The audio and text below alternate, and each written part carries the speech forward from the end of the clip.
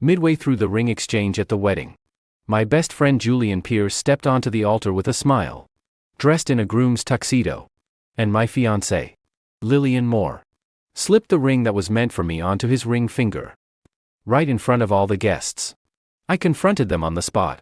They exchanged a glance, then burst out laughing at the same time. Julian doubled over laughing. Ethan, Lillian and I made a bet last night. She said you'd definitely notice the welcome sign had been swapped out for a photo of her and me before the wedding started. I said you trusted us too much to bother checking. He lifted his hand, wiggling the men's band on his finger. Turns out Lillian lost the bet. Per our agreement. This wedding is mine. Lillian stood at his side, her tone light and dismissive. It's just letting Julian play groom for a day. The venue, the tuxedos, the whole schedule are all paid for anyway. It'd be a waste not to use them. We'll just have another ceremony next month. Don't be such a sore loser. They'd always loved making bets at my expense. At our engagement party, she lost a bet and put the men's band from our engagement ring set on Julian's hand first. For our engagement photo shoot, she lost another bet and did that snow scene set I'd been looking forward to most with Julian instead. Even the study in the house we'd planned to live in after marriage got renovated to Julian's taste. All because of a stupid bet. Every time I got upset, they'd laugh and say, "It's just a bet. Why so serious?" But it wasn't until today that I finally understood. To them, my wedding, my love, my whole life were just chips to toss onto the table whenever they felt like it. I looked at Lillian, and for the first time, I felt nothing but quiet relief. My voice was perfectly calm when I spoke. If the wedding is his, then you can go with him. I turned to leave, but Lillian grabbed my wrist. Ethan Carter. That's enough. All our friends and family are here. Do you really want to make a scene and put everyone on the spot? I wrenched my hand free. Am I the one making a scene? This was supposed to be my wedding. Lillian frowned, clearly annoyed. I already said. It's just letting Julian go through the day as groom. Once the wedding's over, nothing changes between us. Are you really going to break up with me over a stupid formality? She paused, as if something had just occurred to her, and scoffed. You said you were done with us last month too. And yet you ended up buying Julian a birthday cake yourself. Didn't you? Julian laughed too. Ethan, you always say you're never speaking to us again when you lose. 3 days tops. And you'll come crawling back. He twisted the ring on his finger, his smile knowing. This time, I bet 2 days. Lillian. You in? Lillian looked up at him. What's the stake? Just how long it'll take Ethan to come begging for us back. If he caves and begs you to make up within 2 days, you give me that gaming chair in the house. Lillian agreed almost instantly. Deal. He won't even last a day.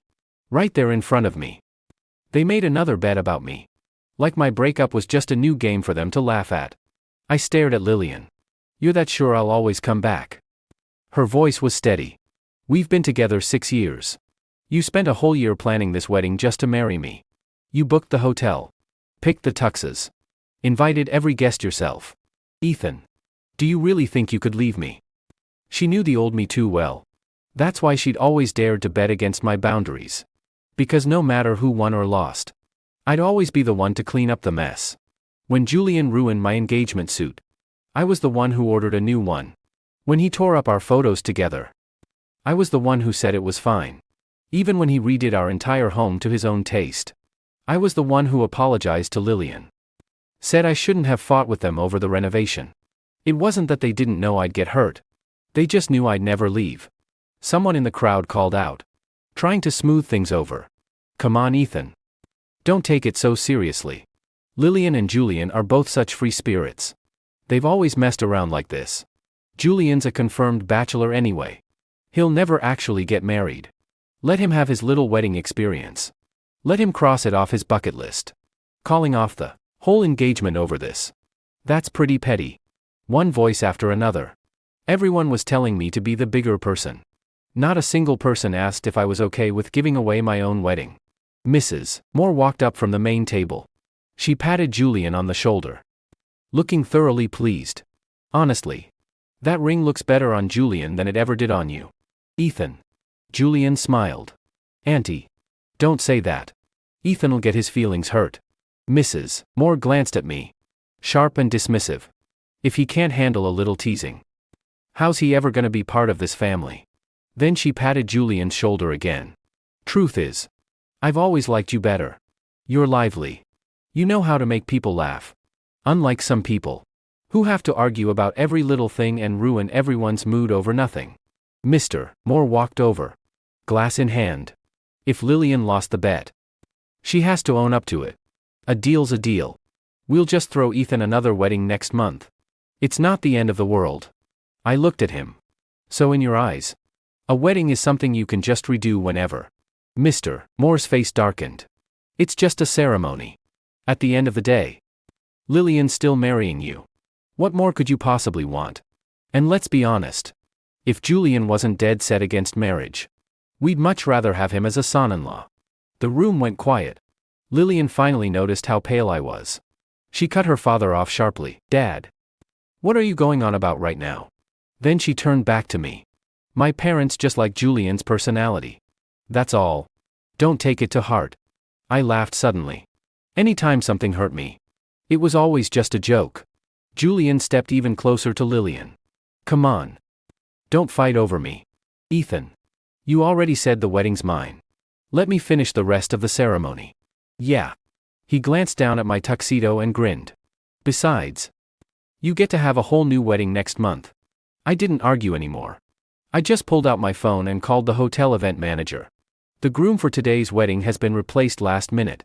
I refused to pay the remaining balance. There was a pause on the other end. The manager so dead confused. Mr. Carter, didn't you know? Ms. Moore came in with Mr. Pierce a month ago and amended the contract. The groom listed on the contract has been Mr. Pierce this whole time. My grip on the phone tightened so hard my knuckles whitened. A month ago. That's right. Mr. Pierce personally went over the menu and the stage setup. Ms. Moore said all the changes had your full approval. I looked up at the two of them on the altar. So this last night bet had been planned a whole month in advance. I forced myself to stay steady and kept talking. Gee, what about the final payment? The manager answered. It was paid in full last night. Ms. Moore transferred $95,000 from your joint wedding fund account. I yanked open my banking app. The account balance was $370,000. That $95,000 was every cent I'd saved over 5 years of working. I'd planned to use what was left after the wedding to open my own interior design studio. Lillian saw my phone screen and finally walked over. The money's already paid. You can't cancel now and get it back. I stared at her. What gave you the right to take my money without asking? Lillian answered like it was the most obvious thing in the world. That money was always meant for the wedding. The wedding's still happening. It's not like it's wasted. Julian stood beside her, holding up his ringed hand again. Ethan, didn't you just say the wedding was a gift? If it's a gift, then the cost comes with it. Right. I looked at them, talking over each other like they'd rehearsed it. And suddenly I wasn't even angry anymore. They hadn't just turned my wedding into a bet. They drained my entire life savings. Also, Julian could play groom and have his perfect little wedding day. I'd just stepped off the stage when my mom pushed through the crowd and grabbed my hand. Ethan, what's going on? My parents had been sitting at the table closest to the door. The only two guests from my side of the family. All my relatives back home had wanted to come. But Mrs. Moore had said they'd be uncouth and embarrass the Moores. Lillian had said the same thing. We'll have a little post-wedding celebration back in your hometown later. You don't need to bring so many people. So my parents had ridden coach on a cross-country train for over 12 hours. Just to come to their only son's wedding. My mom's tailored formal dress didn't fit quite right, taken in the waist herself. Stitch by stitch. My dad's father of the groom boutonniere was crumpled from being jostled in the crowd. But he'd refused to take it off. Not until they saw Julian, wearing the tuxedo custom-made for me, with my wedding band on his finger. My dad walked straight up to Lillian. Tell him to take that ring off and apologize to my son. Lillian's face hardened. Uncle. It's just a bet. Julian's just filling in for Ethan for the ceremony. I'm still gonna marry Ethan after this. My dad froze for a second. You're having a wedding with him. But my son's the one who gets the marriage license. What does that make my son? Lillian frowned. We've always messed around like this. Ethan never used to care. My mom was shaking with anger. Just because he doesn't complain. You think you can walk all over him. She was so upset her rural local accent came through. And her voice rose. Mrs. Moore's face went cold at once. Now. Keep your voice down.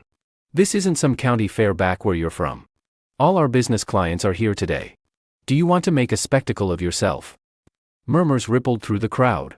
Small-town folks really have no manners. My mom's face flushed bright red. She'd come to defend her son. But now she was shrinking into herself, dropping her voice like she'd done something wrong. I'm not making a scene. I feel bad for my boy. My chest felt tight, like someone was pressing down on it. She'd done nothing wrong. But she was still apologizing to the people who'd just insulted her. Lillian cut in. Impatient. Julian can have today's wedding. Next month we'll go to your hometown and have that little celebration. All your relatives can come. That's more than enough. Isn't it? My dad lifted his head slowly. You give him $100,000 wedding. And you throw my son a few cheap tables of food out in the country and call it even. Lillian's face turned ugly. I already said we'll do another one. What more do you want? Julian finally walked over in his groom's tux, putting on a friendly face for my mom. Auntie. A wedding's a wedding. Right. You and Uncle traveled all this way. Don't wear yourselves out. He nodded toward the favor table in the corner. Take a few extra boxes of wedding favor candy home for the neighbors. Makes the trip worth it. Yeah. My mom pulled her hand back like she'd been burned. My dad ripped the boutonniere off his chest and slammed it down on the table. We might be poor, but we're not so poor we'd trade our son's wedding for a few boxes of candy. The smile faded from Julian's face. Uncle. I was just being nice. Lillian immediately stepped between him and my dad. That's enough. Julian's trying to be considerate. Don't be so ungrateful. My dad looked at her. Steady and unflinching. You stood in our house and swore you'd take care of Ethan for the rest of his life. Lillian looked away. My dad didn't press it. He didn't comfort me. He just clapped me hard on the shoulder. His voice sounding 10 years older. Ethan. Your dad picked wrong. We're not doing this wedding. Let's go home. My throat tightened. I nodded hard. A whole room full of people had told me to just take it. Only my parents, humiliated and pushed to the edge, still stood between me and all of it. I took off my own boutonniere, putting one arm around each of them. Okay. Let's go home. Behind me. Lillian laughed coldly. If he's gonna walk out, let's make another bet. Julian perked up at once. I bet he'll be back in 3 days tops. Dragging you two here to apologize. Lillian stared at my back, her voice full of absolute certainty. 3 days. He'll cave this afternoon. Beg me to go apply for a marriage license with him. Julian grinned. What's the bet? If he doesn't apologize today, the Southside house is yours. Deal? Their laughter followed us out the door. Even then, they were still turning my choice to leave into another stupid game. I didn't look back. When we got outside, my dad asked carefully, Ethan, you sure you don't regret this? I glanced at the welcome sign, with Lillian Moore and Julian Pierce's names side by side. Then I squeezed my parents' hands tighter. I only regret not seeing them for who they really are sooner. At 3 o'clock that afternoon, a notification popped up on my phone. Your marriage license appointment is scheduled for 4:20 p.m. today. Please bring both parties' identification and arrive on time. Right after. Lillian sent a screenshot of the appointment. I'm giving you an out. Get to the county clerk's office by 4. And I'll forgive your little scene today. We can still get the license. She sent a voice note next. But before we go in, you have to apologize to my parents. And to Julian too. You and your parents embarrassed him in front of everyone. You owe him an apology. Once you mean it, we can put all this behind us. I typed back 2 words. Sure. The group chat went quiet for a few seconds. Then Lillian tagged Julian. I win. Julian sent a grumbling emoji. Fine. I lost. When you guys go on your honeymoon, I'm tagging along. Lillian sent a screenshot of a plane ticket with an extra passenger added. Already bought it. So even the honeymoon I'd been looking forward to for so long was just another prize on their betting table. At 4:15 p.m. I showed up at the county clerk's office right on time. Lillian was standing by the entrance. When she saw me, the tension in her face melted away. Good. You came to your senses.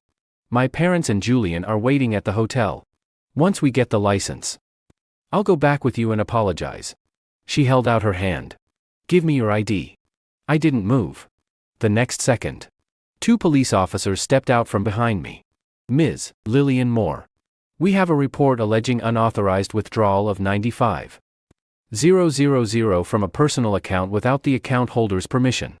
The smile froze on Lillian's face. Unauthorized. That's our wedding fund. I held out the bank statements and the hotel contract. The account is in my name.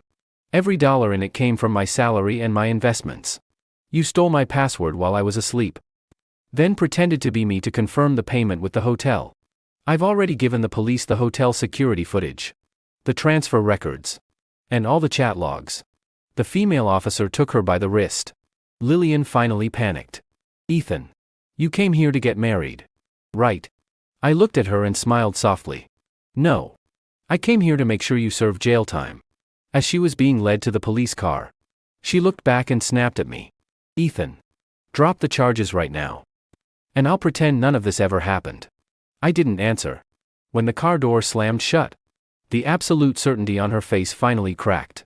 At the police station, she still insisted the $95,000 was joint property. He's my fiancé. You put money in a wedding fund so it can be spent on the wedding. The officer flipped through the bank statements. You two are not legally married. The account is registered solely in Mr. Carter's name. And all funds were deposited by him personally. He never gave you his password. And he never authorized you to approve a $95,000 payment on his behalf. Lillian went silent. It probably never occurred to her. 6 years of dating didn't give her the right to take everything I had. 30 minutes later, Mr. and Mrs. Moore and Julian rushed in. Mrs. Moore stormed straight up to me the second she saw me. Ethan. She agreed to marry you. How dare you have her arrested? Couples spend each other's money all the time. This isn't theft. I reminded her calmly. We're not a couple. Not anymore. Your favorite son-in-law's right behind you. Mrs. Moore's face went stiff. Julian looked at me. Uneasy. Ethan. I'll give the ring back. Just tell the police to let Lillian go. Okay. Mr. Moore spoke up too. We can pay you back the money. Just say it was a misunderstanding. Don't ruin her life with a criminal record. He pulled out a checkbook. Still sounding every bit as entitled as before. On top of the $95,000. I'll give you another $20,000. Consider it compensation for today. My dad stepped in front of me. That money was always my son's to begin with. You're paying him back his own money and calling it compensation. Where do you get off? Mr. Moore's face darkened. Mrs. Moore laughed coldly. $95,000 plus 20. You'd never make that much back in your hometown in your whole life. Don't get greedy. My mom's lips trembled with anger. I squeezed her hand. Then handed the hotel's evidence straight to the officers. Along with the transfer records. There was a forged payment authorization. The signature was a copy of my handwriting. But that little habitual hook on the last stroke. That was Lillian's. The hotel hallway security footage was clear too. A month ago. She'd gone there with Julian to amend the contract and change the groom's name to his. When the staff asked if they should call me to confirm, Lillian had said plainly, no need. He does whatever I say. Julian's face went pale. The officer looked at him. Mr. Pierce. We'll need you to come in for questioning as well. I didn't know the money was his. Julian stepped back at once. Lillian told me to sign the contract. She's the one who paid for everything. Lillian's head snapped up. Julian. You're the one who wanted this stupid wedding. Julian shot back immediately. You're the one who transferred the money. You said Ethan wouldn't care even if he found out. That's why I went along with it. 2 people who'd once been so in sync they'd bet my entire future on a whim. Now that there were consequences to face, they were scrambling to throw each other under the bus. I found it bitterly funny. In the end, Mr. Moore paid back the full $95,000 on the spot. But repayment only affected the sentencing. It didn't erase what had already happened. After giving my police statement, I refused the Moore's offer of a settlement. Before I left, Lillian called to me through the interview room glass. Ethan.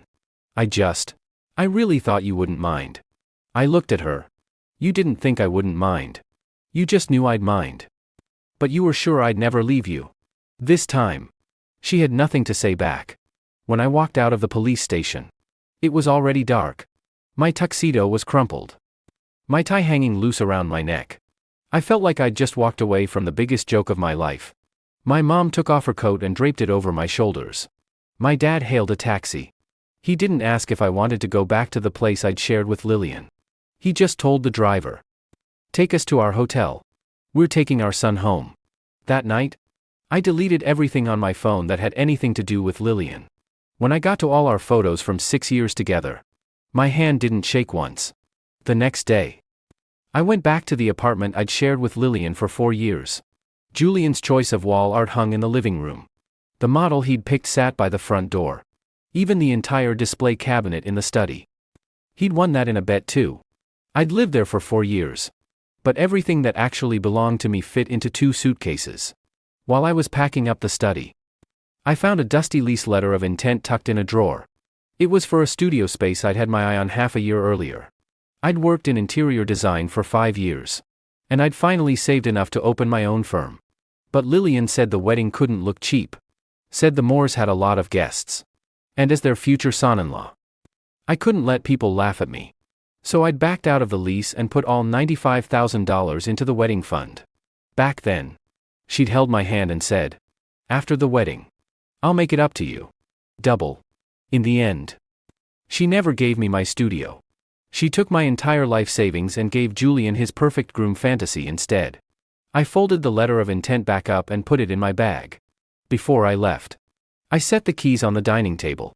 By the time Lillian got out of the police station, there wouldn't be a single thing of mine left in that apartment. Later, I heard from mutual friends. She'd sat alone in that empty living room all night. For the first time, she noticed there were no pre-portioned meals waiting for her in the fridge. No coordinated outfits laid out for the next day in the closet. No stomach medicine in the drawer she always reached for. She'd always thought those things were just there. They didn't disappear until I did. She called me dozens of times. I blocked every single one. On the 3rd day, my lawyer sent Julian a formal notice, demanding he return the wedding ring. He called me yelling about how petty I was. Lillian gave me that ring herself. "You said the wedding was mine." Right there in front of everyone. I only asked one question: "Do you dare say that in court?" He went quiet. The ring was returned to the lawyer's office not long after.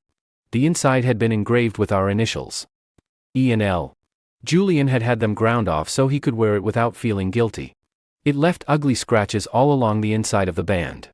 I didn't keep it. I sold it. And bought my parents 2 plane tickets. They'd ridden 12 hours of coach on the train just to come to my wedding. And all they'd gotten for it was being called uncouth small-town folks. This time, I was gonna make sure they went home in comfort. After I left, Julian moved into the Southside house with his luggage. He dragged his suitcase into the master bedroom and grinned at Lillian. "You won the bet? So you gotta take me on the honeymoon." Didn't win the house. But Ethan's gone. Me moving in's not that big a deal. Right. For the first time. Lillian didn't go along with him. "Get out." Julian's smile froze. "Excuse me." I said get out. Lillian shoved his suitcase back toward the door. "The wedding's over. The bet's over." Julian laughed. Sharp and bitter.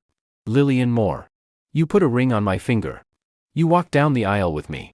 You paid for the whole thing with Ethan's money. And now you're telling me it was all just a game. Then what am I to you?" "Exactly." Lillian was quiet for a moment.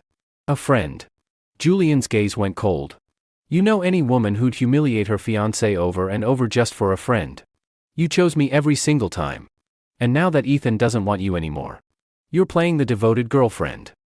The words tore open the truth Lillian had refused to admit to herself. It wasn't that she didn't know she was taking sides. She just loved having 2 men wrapped around her finger. Julian gave her excitement. Something new and thrilling. And I was always there. Steady. Picking up the pieces. So she'd never been able to say no to Julian. And she'd never once thought I'd actually leave. Lillian went pale. "All those bets. You did that on purpose." Julian didn't deny it. "Yeah. I just wanted to see which one of us mattered more to you. But he made it too easy. Gave me the ring. Gave me the engagement photos. Even let me redo his whole damn house." He laughed.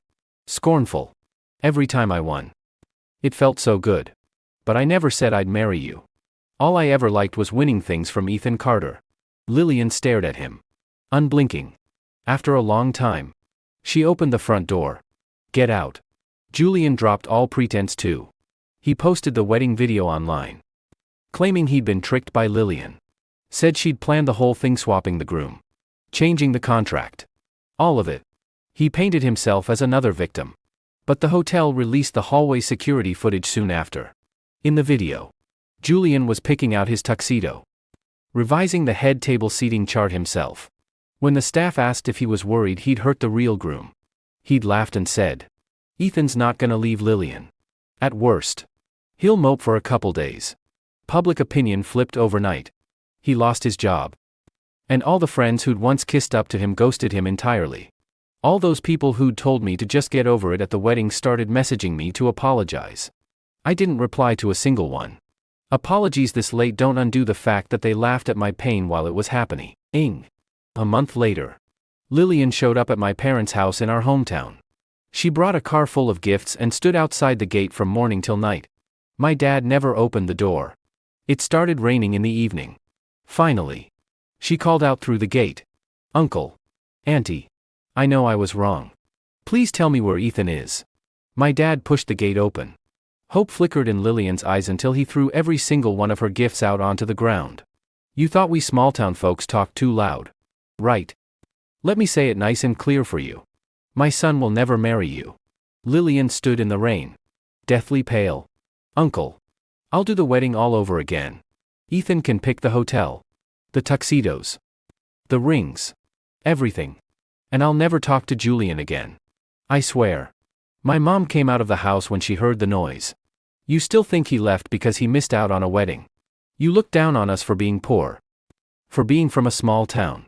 But even poor people don't bet their son's heart on a game." Lillian's mouth moved, but no words came out. She stood outside all night.